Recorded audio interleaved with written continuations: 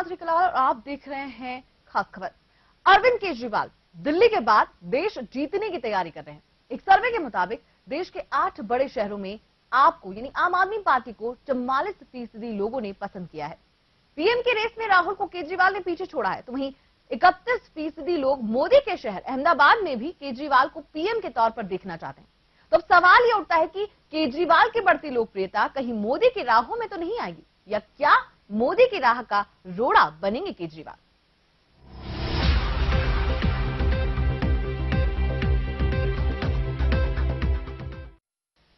देश के 8 बड़े शहर दिल्ली, मुंबई, कोलकाता, चेन्नई, बेंगलुरु, हैदराबाद, पुणे, अहमदाबाद में सर्वे कराए गए हैं। टाइम्स ऑफ इंडिया के लिए सर्वे इपॉक्स नाम की रिसर्च एजेंसी ने किया है। सर्वे के मुताबिक 25% लोग मानते हैं कि 25 सीटें आम आदमी पार्टी जीत सकती है। 11% लोग तो 100 सीट तक जीतने की बात कह रही है।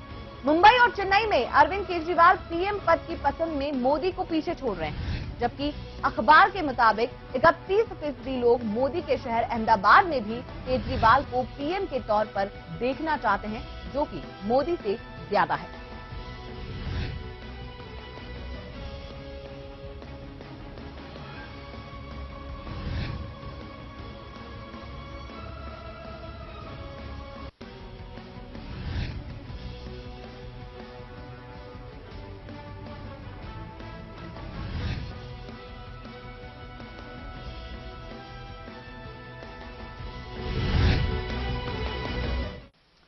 और इसी मुद्दे पर बात करने के लिए जयपुर स्टूडियो से रुख करते हैं। वहां हमारे मेहमान हमारे साथ जुड़ रहे हैं। राजीव अरोड़ा साहब वहां पे मौजूद है, कांग्रेस नेता हैं। योगेंद्र सिंह तंवर भाजपा नेता, और आप से सुनील आरीवाल हमारे साथ जुड़ रहे हैं, और वहां पे हमारे सहयोगी सुधांशु भी वहां मौजूद है। सबसे पहले हम सुनील आरीवाल जी से पूछना चाहेंगे। सुनील जी, जो सर्वे हुआ है टाइम्स ऑफ इंडिया के लिए, एक रिसर्च कंपनी ने सर्वे किया, उसके मुताबिक 8 बड़े शहरों में आपकी लोकप्रियता जो है वो उसका ग्राफ रेगुलर बढ़ता जा रहा है, या उसका ग्राफ बहुत ऊंचा है, क्या मानते हैं आप?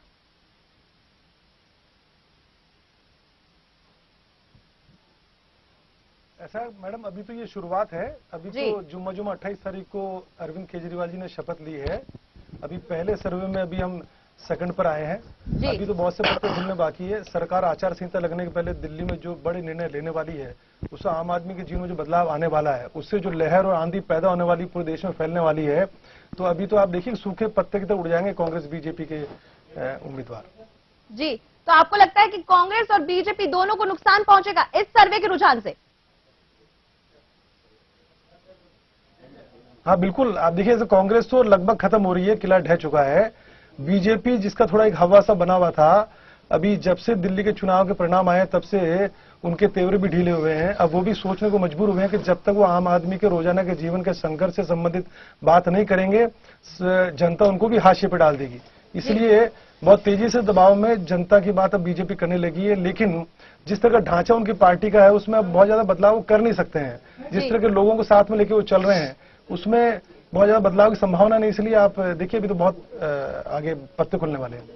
जी, राजीव अरोड़ा जी, आपसे जानना चाहेंगे, आपको लगता आप 44% लोगों की पसंद बनती जा रही है, जिस तरह विधानसभा चुनावों में या दिल्ली में जिस तरह जीत हासिल की, कहीं ना कहीं लोकसभा चुनावों में भी इसका असर पड़ेगा, तो क्या कहेंगे? आप किस नजरिए से देखते हैं इस सर्वे को?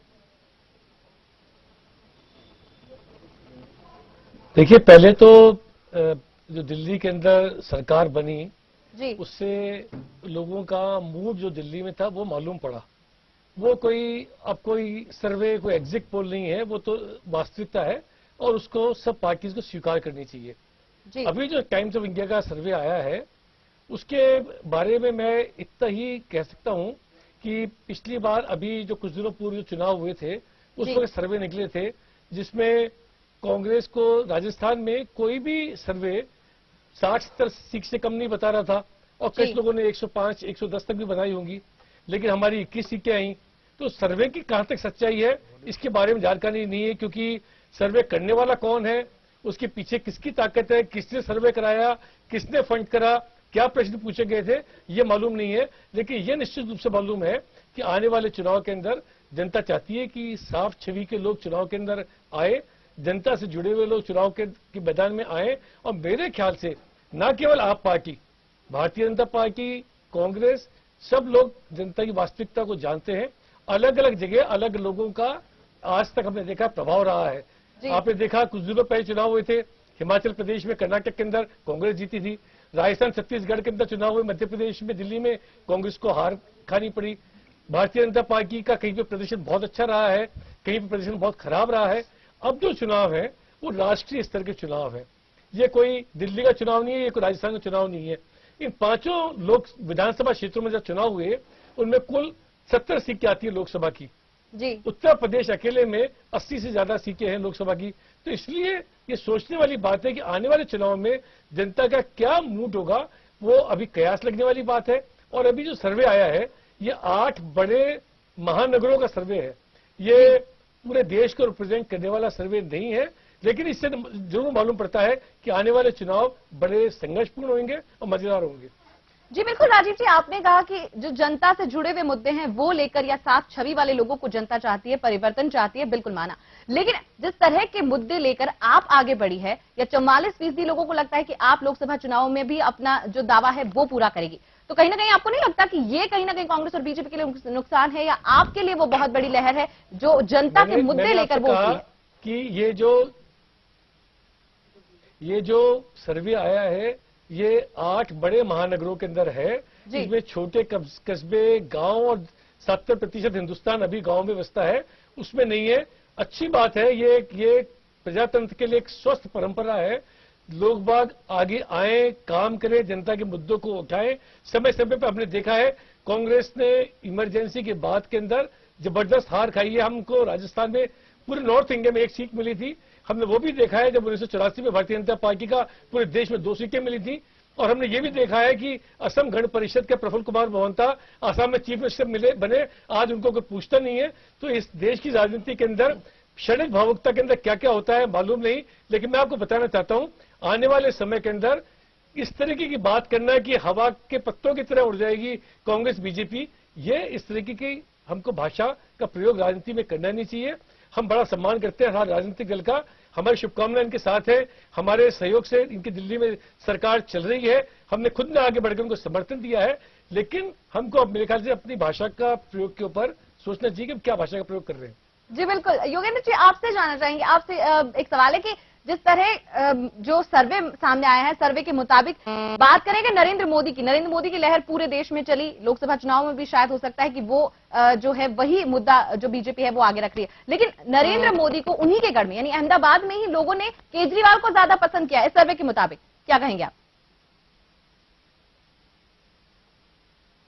देखिए, आप के केजरीवाल जी और हमारी पार्टी के नरेंद्र जी मोदी, आज देश भर में जो वातावरण बना है, आज प्रजातंत्र में, लोकतंत्र में आज 65 साल बाद परिपक्वता की स्थिति बनी है। और आज जैसा कि अभी अरोड़ा जी ने बताया कि अब लोग अच्छे लोगों को पसंद करते हैं और अब ये चाहते हैं कि लोगों के काम जल्दी हो, भ्रष्टाचार नहीं हो।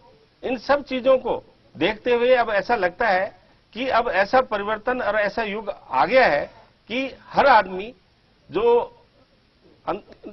लेटेस्ट जो टेक्नोलॉजी है उसको उपयोग करते हुए एक एक विषय की जानकारी उन्हें अंतिम समय तक मिलती रहती है।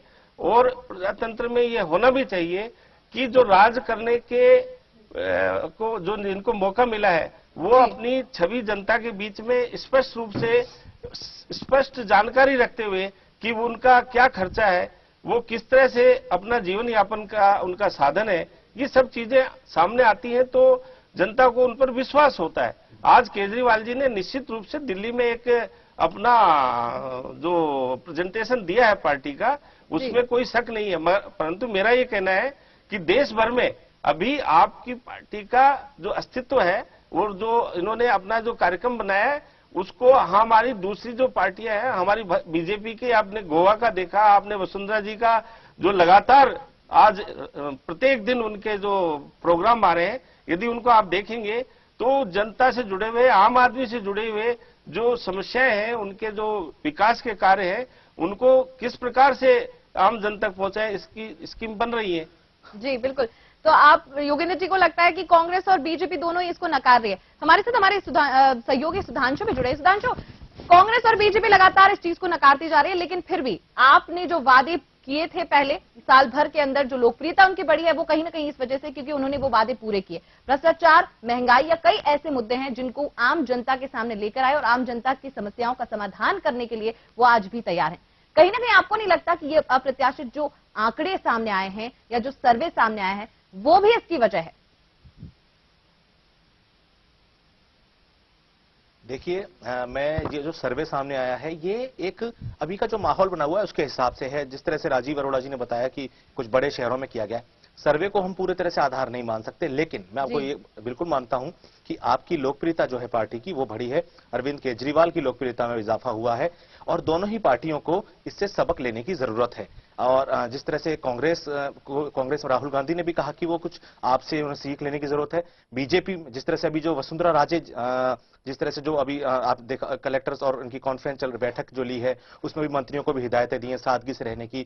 तो ये केवल मैं ये नहीं कहूंगा कि ये कोई आपका फर्क आ गया, लेकिन अगर ये दोनों ही पार्टियों को समझने की जरूरत है कि वो आम जनता के साथ जुड़ें।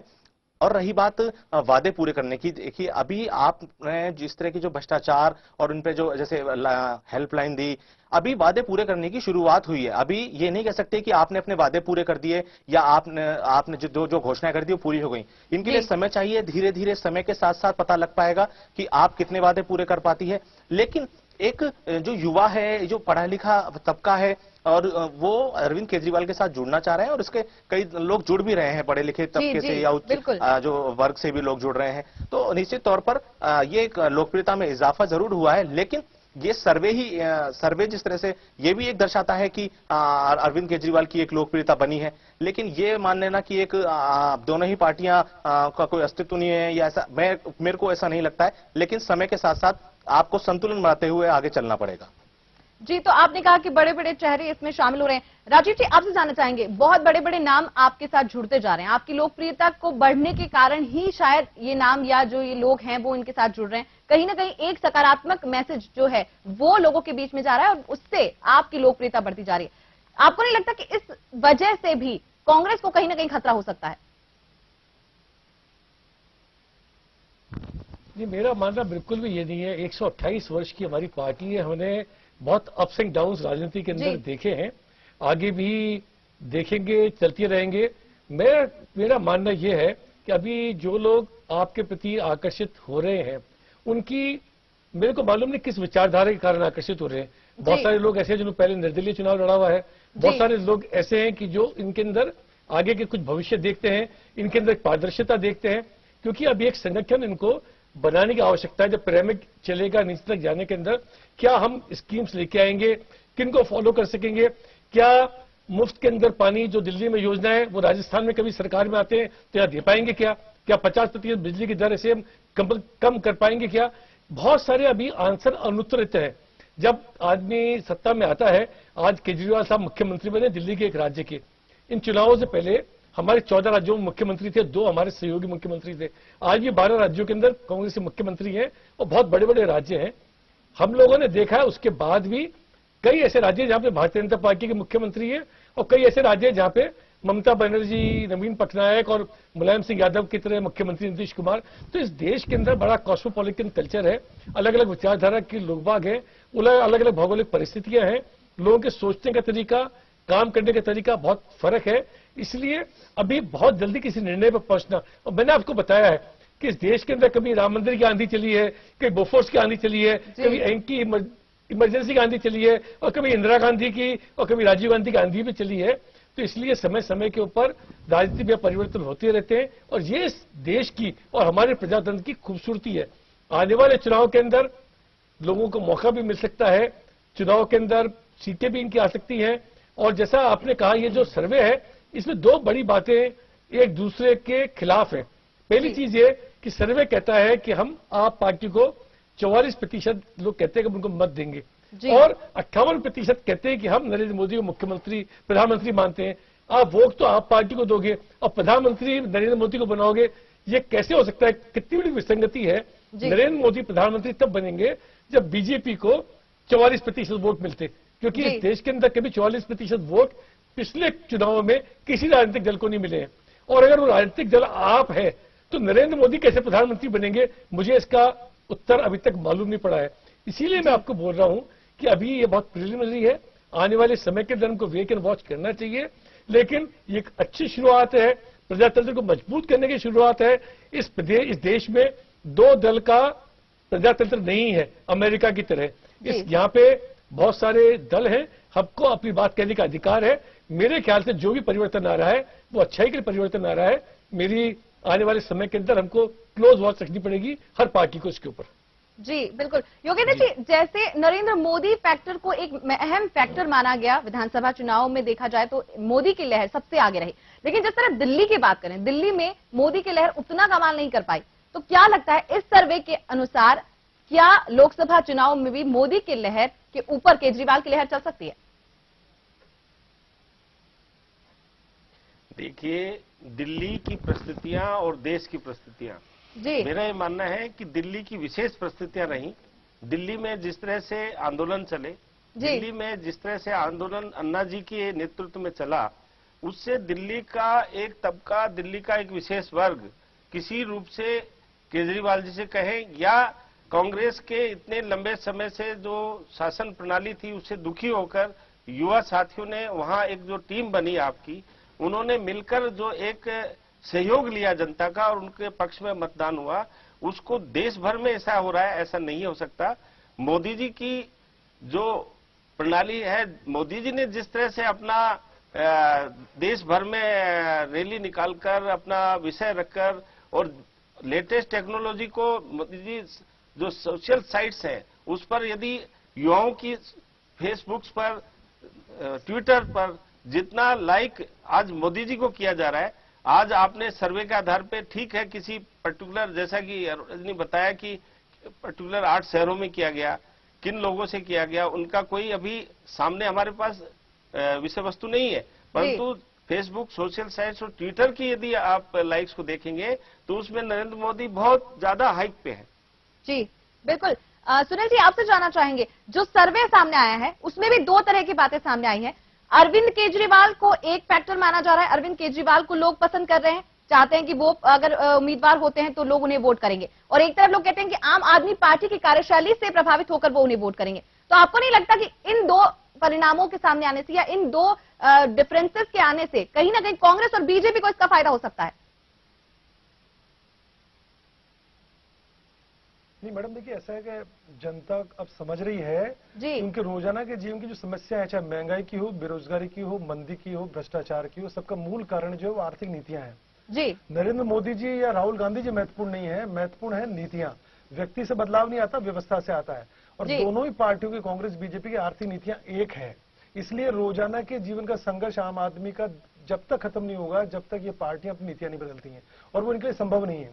तो मेरा कहना है कि जैसे जैसे लोगों को समझ में आ रहा है, ये लोग हमारी तरफ आकर्षित हो रहे हैं। अभी तो शुरुआत आप आगे देखिए, जैसे हम और अभी जो काम दिल्ली में करने वाले हैं या राष्ट्रीय स्तर पर राष्ट्रीय मुद्दों के बारे में अपनी पार्टी की जो राय है, हमारे विजन डॉक्यूमेंट में जो हमने लिखी है, वो लोगों के बीच में पहुंचेगी कि हम पूरे देश में किसानों को उनकी लागत का 50% मुनाफा देने वाले हैं।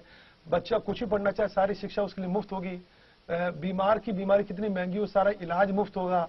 महंगाई के रोकने के लिए जितने भी सामान के दाम सरकार तय करती है, वो सारे दाम जो है जनता से पूछ के किए जाएंगे, जैसे पेट्रोल है, डीजल है, एलपीजी है, सीएनजी है। तो आगे जब ये चीजें आएंगी तो अभी तो बहुत शुरुआत है, अभी ये आगे बहुत तेजी से ग्राफ बढ़ने वाला है, और हम तो बहुत आगे निकलने वाले हैं, क्योंकि रोजाना के जीवन की बात और कोई कर ही नहीं रहा। इन पार्टियों के पास अभी वो समझ ही नहीं है। वो आर्थिक नीतियां दोनों पार्टियों की एक है। मनमोहन सिंह जी, मोदी जी और राहुल गांधी जी की नीति में कोई फर्क ही नहीं है। झंडा डंडा कांग्रेस बीजेपी का अलग, अंदर पार्टियां दोनों एक है, मिली हुई है। कांग्रेस के राज में बीजेपी और बीजेपी के राज में कांग्रेस से काम हो रहे हैं। जनता भी सारा खेल पिछले 2 साल के घोटालों के खुलासों से समझ चुकी है। तो ऐसे में अब जनता में जो जागरण आया है, आप देखिए कितना तेजी से लोग जुड़ रहे हैं। आजाद भारत में ऐसा कभी नहीं हुआ। 1942 में लोग नौकरी बिजनेस छोड़ के गांधी के साथ लगे थे। आज आजादी के 66 साल बाद पहली बार ऐसा हो रहा है कि लोग जो है करोड़ों के पैकेज छोड़ के, अच्छा खासा बिजनेस छोड़ के, वो छोड़ के हमारी पार्टी में आ रहे हैं। तो ये हमारी सफलता है कि समाज में जो अच्छे लोग हैं, जो राजनीति नफरत करते थे, वो हमारे पार्टी तरफ आकर्षित हो रहे हैं। बाकी पार्टी हमारे घोषणा पत्र के मुद्दे छुड़ा रही है, ये भी हमारी सफलता है। बाकी पार्टियां अपने बेहतर चेहरों को आगे ला रही है। गडकरी और विजय गोयल जी जैसे लोगों को जो बदनाम है उनको पीछे ले रही है, ये भी हमारी सफलता है। तो हमारी सफलता खाली हार जीत से नहीं, कई पैमानों पे नापी जाएगी और सभी में हम बहुत आगे हैं। राजनीति की परिभाषा हम बदल रहे हैं, नई राजनीति, नए चुनाव के खेल के नियम सब हम सिखा रहे हैं इनको। तो अभी आप देखिए, अभी तो शुरुआत बहुत कुछ होने वाला है।